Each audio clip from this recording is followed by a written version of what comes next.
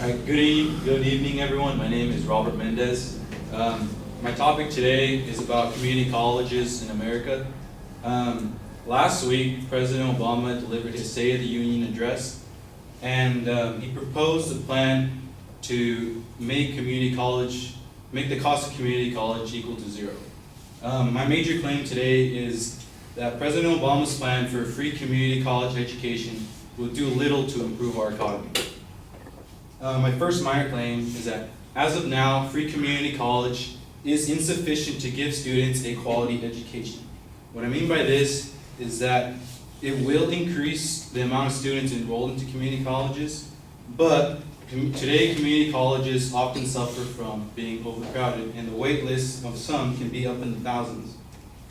If more people enrolled into community college, it would mean that colleges would have to support all those extra students that are now being enrolled.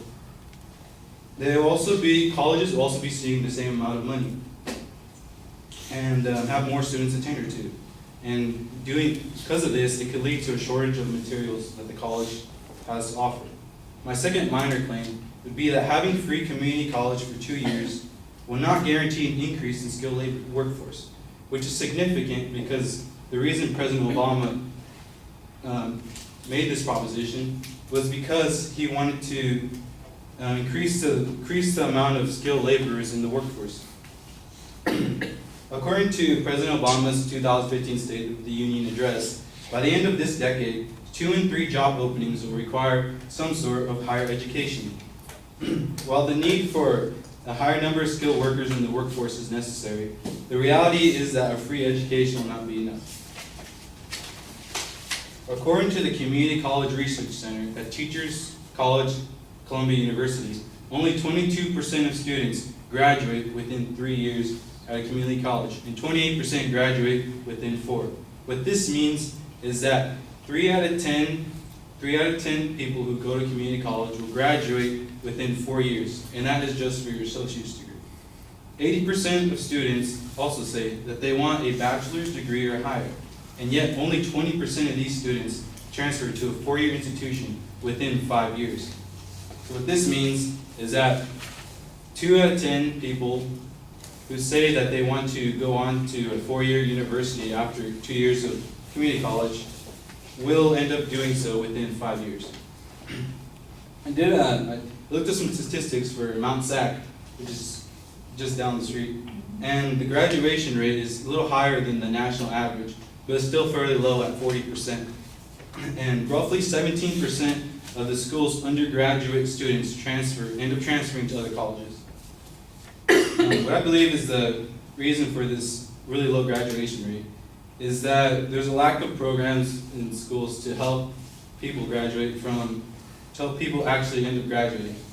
My third minor claim would be that students will only be slightly more motivated in completing their degree if tuition at community college was free. And what I mean by this is that students, according to Kevin Stange, a professor of public policy at the University of Michigan, the generally accepted consensus is that a $1,000 change in the cost is associated with a 5% point difference in enrollment rates. He also states that it's unlikely that lowering tuition will persuade the huge numbers of people to major in such rigorous technical fields.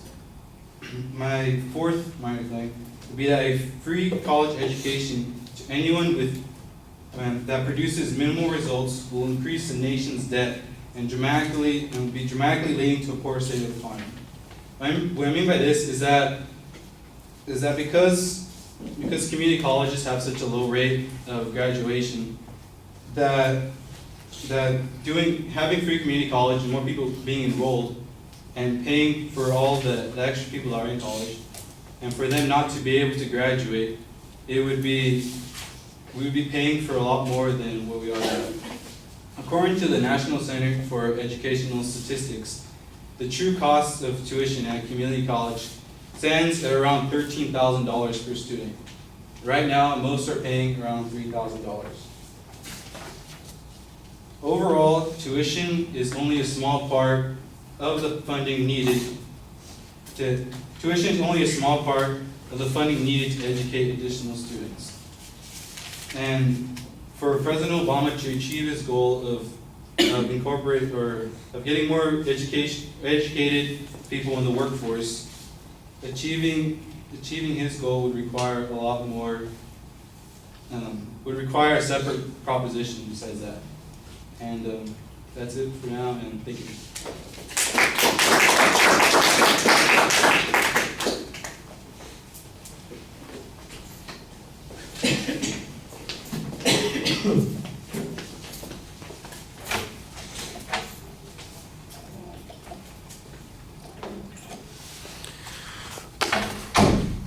All right, Robert, the proposition is really very clear. I think that works fine, and it's a contemporary topic. The reference to the State of the Union speech last week I thought was pretty solid. There's no preview of what the supporting structure is going to be, so listeners, if they're motivated, they'll probably hear the 4 points that you've got, but I think it would help you a great deal and help your audience if you kind of tell them where you're headed in the body of the speech at the beginning of the speech. Remember, we're working on communication issues as well as the argument, and like I said, a lot of listeners need that kind of a prompt. On the individual points, you signposted them pretty well. I could always tell when there's a distinct point. Sometimes the phrasing of the claim is not as complete as it should be, but your argument is usually explained pretty well. I did think on the first point you're really dependent on these hypothetical examples about what's going to happen. The second point I thought you had much better information on with the data about the community colleges, the graduation rates, and the costs that are involved there. I thought that was much more effective. Your explanation about how people's motivation might be affected in some way, shape, or form, I think that needs a little bit of expansion, and some of it might just go along with that second point, so potentially you could just collapse that into that second point. The fourth point I thought was a good idea that's underdeveloped also. You said, the real cost is $13,000, so even though we're giving, the equivalent of $3,000 to the students, that's an additional $10,000 for each one of those students. So let's imagine under President Obama's proposal that you had 1 million more people applying, and that's $1 million times, or 1 million students times, that extra $10,000. That's what the cost, that's what the uncovered cost would be, rather than just what the plan pays for. The schools are going to have to come up with that extra money, and that's the problem. So I think you've got a good argument there, and you've got the right idea. There's just not as much follow-through on it as there needs to be. And then we got our exit line. So, all right, thank you.